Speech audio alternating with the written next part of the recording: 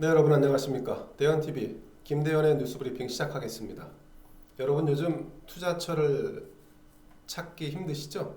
네, 부동산을 온갖 규제로 막아놨습니다.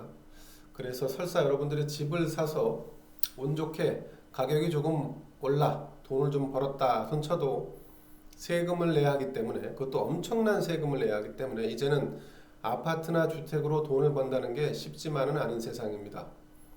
빚을 내 투자를 한다는 2030 세대, 이들을 포함한 개미들이 상승장을 이끄는 주식시장도 그 미래가 불투명하기는 마찬가지입니다. 정부가 올해 말 기준으로 세대 합산 3억 원 이상의 주식을 보유하고 있으면 양도세를 매긴다고 합니다. 이 양도세 약 25%, 상당한 세금을 내게 되는 거죠. 더욱이 종전에 내지 않았던 세금을 더 내야 하는 상황이라서 이른바 세금 폭탄이라는 얘기가 나오고 있습니다. 주식은 이미 세금을 내고 있습니다, 여러분. 거래를 할 때 내는 거래세를 내고 있기 때문에 여기에 양도세까지 물린다면 이건 뭐 정부가 세금 거두려고 환장한 것 아닌가? 참 투자처가 없습니다. 자, 그런데 말이죠.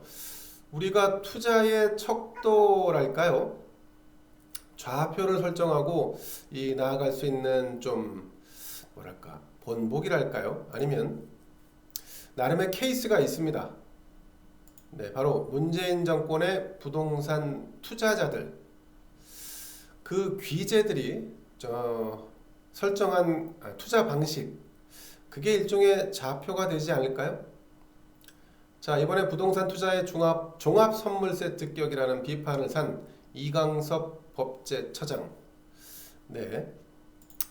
이 처장도 주택은 한 채입니다. 하지만 그건 그저 외양일 뿐 속내를 들여다보면 상황은 조금 달라집니다. 우선 강남의 똘똘한 집 한 채. 요건 기본이죠, 여러분. 이강섭 처장도 서울 개포동에 주공 아파트를 보유하고 있습니다. 이제는 분산 투자를 적절하게 해야 할 때인데, 자, 이 처장 부부가 소유한 강남의 똘똘한 한 채는 재건축 중이고, 고급 주상복합 아파트에 전세를 얻어 살고 있습니다. 약 9억 원짜리 전세인데요. 여기에 더해서 이강섭 처장 부부는 대지와 건물, 상가와 근린 생활 시설을 보유하는 게 중요하다, 이런 본보기를 보여주고 있습니다. 이 처장 부부가 공교롭게도 이 모든 것을 다 갖고 있더군요. 네, 여기에 또 중요한 요소가 하나 더 있습니다. 자녀도 중요합니다. 대지와 건물의 일부는 자녀 명의로 되어 있는 게 유리할 수 있겠지요. 세금 문제라든가 또 이런 부동산을 다 보유하고 있다는 것이 드러났을 경우에 오는 눈초리도 있죠. 자, 이 처장 부부도 강남에 딸 명의 건물 지분을 가지고 있습니다. 투자에서는, 특히 부동산 투자에서는 지역 선택도 매우 중요합니다. 이 처장 부부는 과연 어떤 지역을 선택했을까요? 자, 우선 사는 곳은 현재 거주지는 용산이고, 상가는 강남, 역삼동, 인천 부평, 성남 수정구 이 일대에 보유 중에 있습니다. 어디 하나 손해볼 만한 지역이 없습니다. 자, 또 한 가지, 배우자의 역할이 중요합니다. 이 처장처럼 대외적으로 알려져 있는 인물, 고위공직자, 노출이 될 가능성이 큰 사람은 그 배우자가 주로 부동산의 명의자가 되는 게 현명해 보입니다. 이 처장 부부도 아파트와 상가 등 대부분의 부동산은 배우자 명의인 것으로 알려져 있습니다. 끝으로 주택과 건물로만 부족하다, 이런 생각이 들면 이제 펀드나 주식 투자를 해야 하는데요.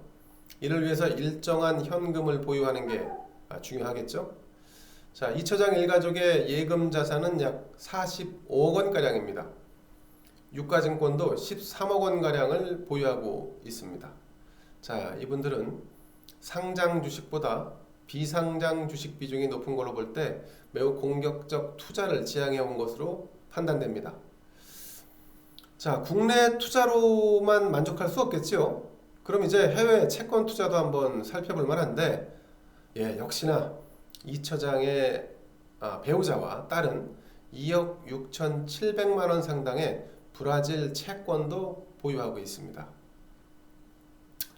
자, 이 이강섭 처장 부부 가족의 예금 보유액이 유달리 많은 것은 최근 들어서 치솟은 주가의 하방을 예측한 현금화일 가능성도 있다고 합니다.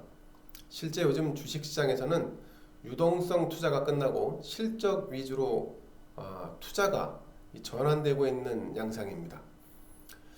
자, 이럴 경우에는 주식시장의 거품이 빠질 수 있다는 우려가 생기고, 그래서 한간에는 지금은 현금을 보유하는 게 가장 효과적인 투자라는 얘기도 나옵니다. 이 처장이 얼마의 상속을 받았는지, 가족의 재산이 언제 어떻게 불어났는지 구체적으로 아직은 알려지지 않았습니다. 하지만 강남의 똘똘한 한 채부터 대지와 상가로 이어지는 이 유망지역 중심의 투자, 그리고 현금화 등 완벽한 투자 포트폴리오를 갖추고 있다는 것 같다는 이런 느낌은 지울 수 없습니다. 그런데도 문재인 정부는 종합적인 투자 방식에 있어서 뉴노멀을 강조하지 않고 주택으로만 보면 한 채밖에 보유하고 있지 않다면서 이 처장의 1주택 부분만 강조해서 이것이 새로운 기준 뉴노멀임을 언급했습니다. 투자를 잘 모르고 하는 소리일 수 있습니다. 아니면 알면서도 애써 1주택만 강조한 것, 둘 중에 하나겠지요.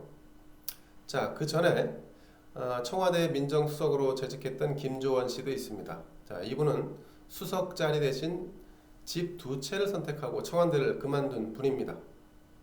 주식 투자는 자신이 과거 몸담았던 카이라고 하는 곳에 주식을 샀지요. 아주 깔끔한 투자라고 생각이 됩니다. 자, 김홍걸 민주당 국회의원 있습니다. 지금은 당에서 제명을 당했기 때문에 민주당 소속은 아닙니다만, 자, 성향상으로 보면 친정부 성향이죠. 이분 재산 내역도 잘 들여다보면 투자자의 길잡이가 될 수 있을 것 같습니다. 자, 김홍걸 의원 부부는 이를테면 타이밍에 좀 일가견이 있는 것 같습니다. 지난 2016년 연달아 주택 3채를 구입합니다. 반포, 개포, 고덕. 네. 시세 18억 원짜리 강남 아파트는 과세 기준이 상향되기 직전 아들에게 증여합니다. 김 의원은 아버지인 고 김대중 전 대통령의 유산인 돈교동 사재 등을 모두 상속받았는데, 이 때문에 이복 형제인 김홍업 씨와 법정 다툼을 진행하고 있습니다. 참 씁쓸하죠?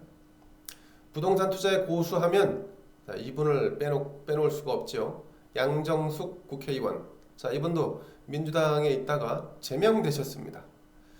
서울 강남구 대치동, 서초구 서초동 아파트 3채, 여기에 송파구 송파동, 경기 부천에 복합 건물 2채, 총 5채를 보유하고 있습니다.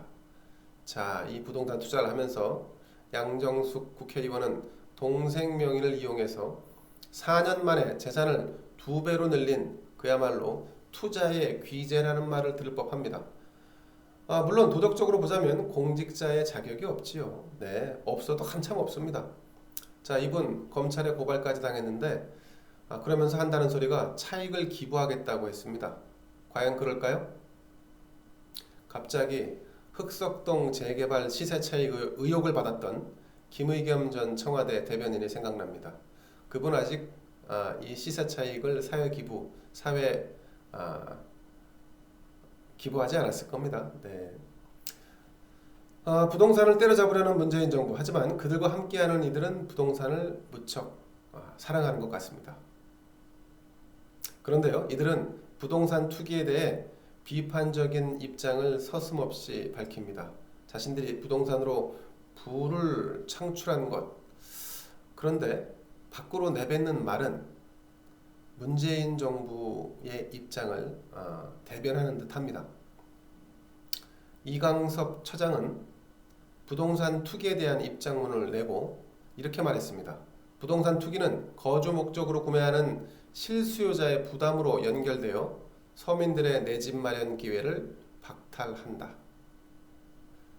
문재인 정부의 이 관련자들, 문재인 정부의 이 공직자로 살아가는 사람들의 부동산 투자 실태, 백태, 여러분 참 기가 찰 노릇 아닙니까? 네, 오늘의 뉴스 브리핑 여기서 마치겠습니다. 감사합니다.